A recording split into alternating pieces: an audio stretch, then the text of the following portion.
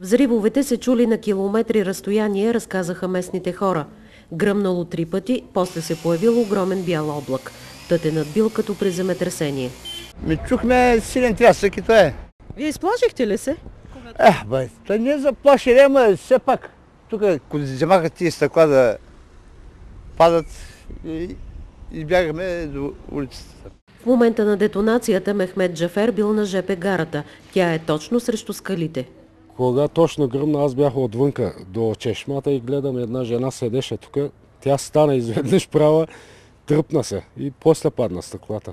Причината за взривовете е разчистване на скали по трасето на бъдещия път за Гърция. Според строителите, под поставения взрив вероятно е имало кухина и това е предизвикало силното разместване на земните маси. Мястото е на 2 км от центъра на Момчилград. Щетите тепърва ще се уточняват. На среща в областната администрация фирмата е обещала да поеме разходите за възстановяване.